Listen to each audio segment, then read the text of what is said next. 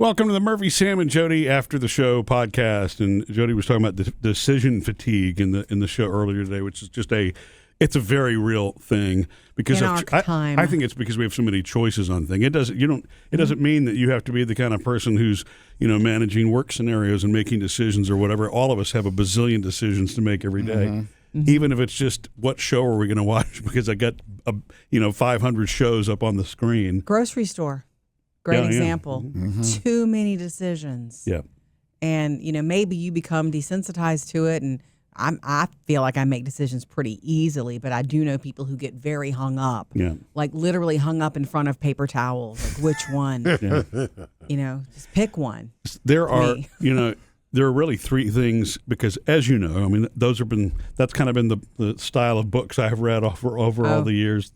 And even sometimes I have to remind myself when you get all stressed out in the middle of a decision moment, there really are only a handful of things that you need to do. And the first is really to ask yourself what's the worst that could happen, because you're going to have to decide. Not every decision been there, right? Not every decision. Not every decision is going to be equal. Yes, decisions have consequences, but whether you buy V8 or tomato juice is not a critical decision, right? I mean, if you find yourself spending, too much time quibbling over a choice on something, your brain, in the grand scheme of things, it's like, okay, what's the worst that's going to happen?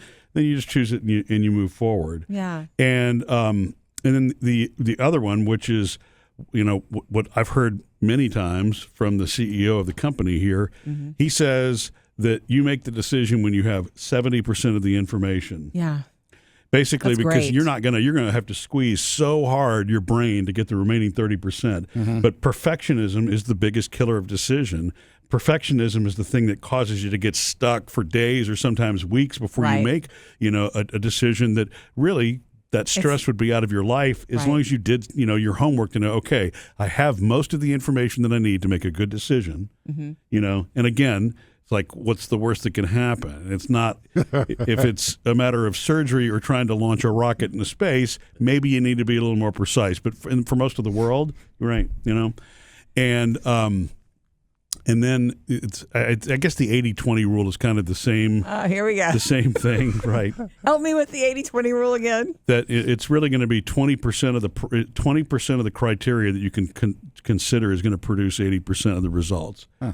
We tend to overthink things, and even like a pros and cons list, that's a valid way to make a decision, but it doesn't have to be 5 pages of pros and cons. Again, you're kind of looking at what are the really significant pieces of it and what's not. Okay, teach me how to use the 80-20 rule in my life with something that the Pareto principle? Yeah, I don't understand the way you lay it out. I've heard people say 80-20, but I need it.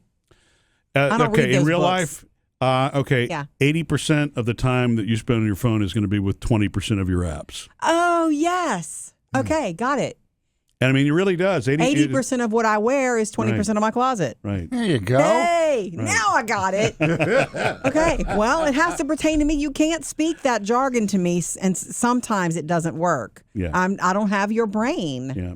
Murph. Well, I mean, really all that principle is about, again, it's about simplifying. We tend to pull too many things into making a decision. Sure. The thing, and a lot of those things don't matter. And, look, I have perfectionist tendencies, so I've learned over the years the hard way. It's like at some point you just have to move forward. Fear is the other thing, and most of the fear is unfounded. It is. It's just so... But that's why really it's going to be 20% of your time yields 80% of the results. That's why how you invest your time, matters. It matters. 80% of the true crime you watch is on 20% of the channels. Pretty much. All right, Sam. Do you suffer with decision fatigue, Sam? Well, with what decisions? I suffer with the, I need perfection. I need of course more than 70%. I should have known that. Yes, and you know what? I see you struggle with that, and it does get in your way. It gets in the way of your happiness, too. And then the worst thing that could happen... you assume that's going to happen. Yeah. It's the worst thing times 10 that could happen in my head. I'm so sorry. Yeah. But the thing is, that really does, if you think about it, I mean, the worst that can happen, if you're trying to pick out something that you want for dinner, what is the worst that's going to happen? Minor stuff enjoy like it. that. You know? Yeah, I get Right. it. Yeah. You know, when I was jumping out the airplane, what's the worst that could happen? Well, okay, now that's a pretty Okay, big one, that's right? different. You gotta But do I your- went with it I know. anyway. That is, Good for you. you got to do your homework on that. It's just the average, the average things, whether it's, purchases or whether, where you want to go for dinner that night or where you want to go on vacation or what friends you want to hang out with, whatever. I want to lay a compliment on you, Murphy. What's that? I've been living with you for a long time, and you are better at your decision making than you used to be. My goodness. One thing that jumps to mind was a professional situation, not a personal one. This is a big one, and Sam was part of it too. He just doesn't remember. Uh-oh. This was a long time ago. Dragging me into You were it. in charge of a bunch of radio stations, and you were trying to decide when. Everybody will be interested in this. You were trying to decide when was the right and perfect date to go on one of these stations, Christmas music. And you were like, when do we go? When do we go?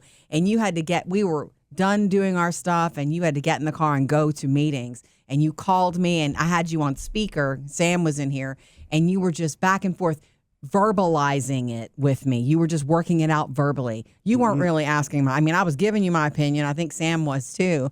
And we were on the call with you for like 20 minutes, and then we hung up. And you still really didn't know. And Sam was like, man, he could talk himself into and out of anything. That's right. And I was like, yeah, he's weighing the decision because it matters to him. Yeah. But I don't remember that. I do very well because it was just one of those moments where we were like, man.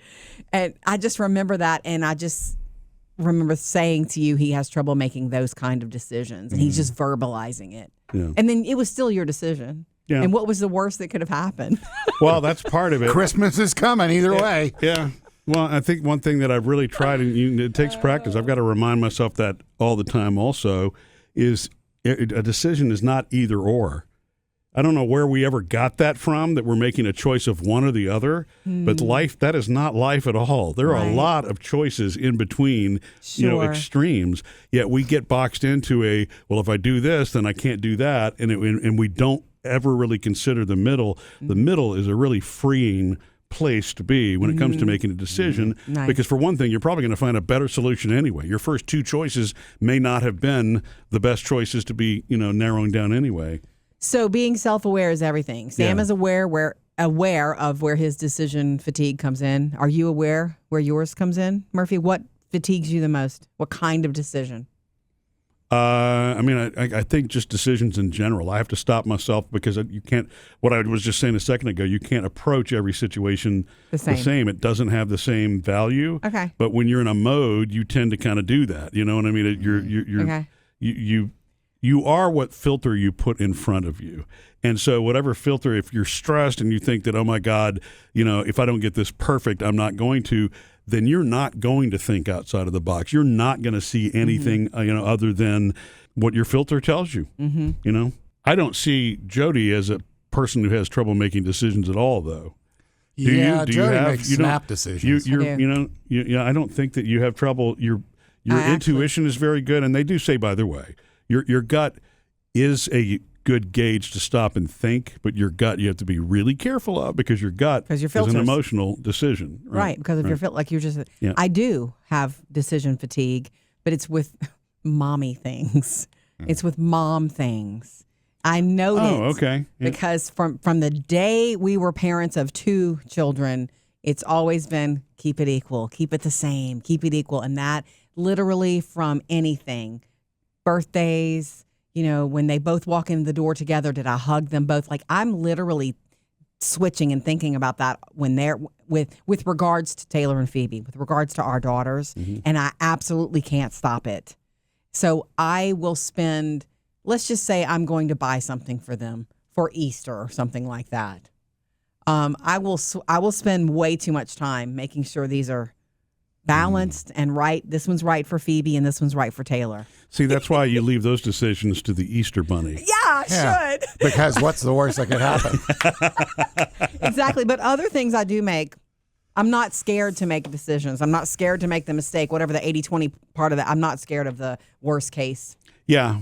I know that I've certainly seen you make deliberate. You don't just make off the cuff snap decisions on everything, but I've never really seen you get, stuck in a place other than really delicate situations where people are involved and it's family, and you're trying to manage a situation without really causing hurt. But outside of those kinds of things, I mean, you're quick. I'll take it back to you to wrap this. You do get hung up, Murphy. I thought you would know this. You do get hung up on where to go eat. And that's fine. You do sort of get hung up because it's important. Well, it's important, but the reason I get hung up on where to go eat is because, generally speaking, when I land on the thing that I want, that's not what you want. Everybody else is like, yeah, well, you can pick anything except that one, Dad. Okay, that's universal. So that's the worst that could happen. Right. Missed any part of the show? Get it all on the Murphy, Sam, and Jodi podcast.